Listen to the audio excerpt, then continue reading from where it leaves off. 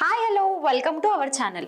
రామ్ చరణ్ అల్లు అర్జున్లతో పోలిస్తే జూనియర్ ఎన్టీఆర్ చాలా తక్కువ రెమ్యునరేషన్ తీసుకుంటున్నాడట. ఎన్టీఆర్ మరి ఇంత చీపా, అంత డిమాండ్ ఉన్నా కూడా ఎందుకు ఎన్టీఆర్ తక్కువ రెమ్యునరేషన్ తీసుకుంటున్నాడు అనే టాపిక్ ఇప్పుడు హల్చల్ చేస్తుంది. ఇంతకీ ఆ వివరాలు ఏంటో ఇప్పుడు మనం తెలుసుకుందాం. ఈ మధ్య తెలుగు హీరోలు వరుసగా సినిమాలు చేస్తూనే మరో పక్క కమర్షియల్ యాడ్స్ లో కూడా కనిపిస్తున్నారు. కొంతమంది ఆయా సంస్థలకు బ్రాండ్ అంబాసిడర్ గా వ్యవహరిస్తుంటే మరికొందరు మాత్రం అలాంటివి చేయకపోయినా సైలెంట్ గా యాడ్స్ వరకు చేసి ఊరుకుంటున్నారు. మరి ముఖ్యంగా బన్నీ విషయానికి వస్తే ఎక్కువగా ఆయన డామినేషన్ కనిపిస్తోంది. రెడ్ బస్, జొమాటో సహా పలు వేరు సంస్థలకు వారు బ్రాండ్ అంబాసిడర్ గా వ్యవహరిస్తున్నారు. ఇక రామ్ చరణ్ కూడా మీషో, శుభగృహ వంటి ప్రాజెక్టులకు యాడ్స్ కూడా చేస్తున్నారు. ఇక తాజాగా జూనియర్ ఎన్టీఆర్ కూడా లీసియస్ అనే ఒక మాంసం హోమ్ డెలివరీ యాప్ కు ఒక యాడ్ చేశారు. ఆ యాడ్ ఈ రోజు రిలీజ్ అయింది. ఈ యాడ్ లో దానికి మంచి రెస్పాన్స్ కూడా లభిస్తోంది.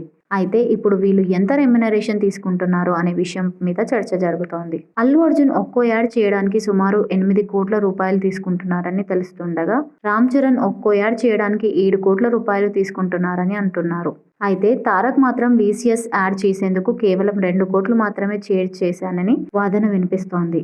అంటే తారక్ స్టామినా వారి కంటే తక్కువ అనే చర్చ జరుగుతుంది. కానీ అసలు విషయం ఏమిటంటే బన్నీ అలాగే రామ్ చరణ్ వంటి వారు చేస్తున్న యాడ్స్ అన్ని నేషనల్ వైడ్స్, ఇంటర్నేషనల్ వైడ్స్ ప్రచారం జరుగుతూ ఉంటాయి. కానీ జూనియర్ ఎన్టీఆర్ చేసింది తెలుగు వరకే అంటూ జూనియర్ ఎన్టీఆర్ అభిమానులు కవర్ చేస్తున్నారు.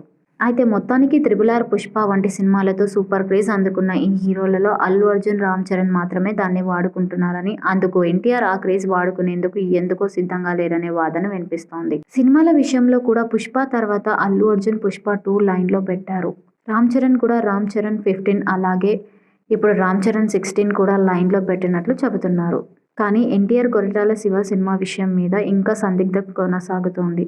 దీంతో ఎన్టీఆర్ అభిమానులు అయితే టెన్షన్ నెలకొంది. కొత్తగా ఈ వార్త కూడా తెర మీదకు రావడం అనేది హాట్ టాపిక్గా మారింది.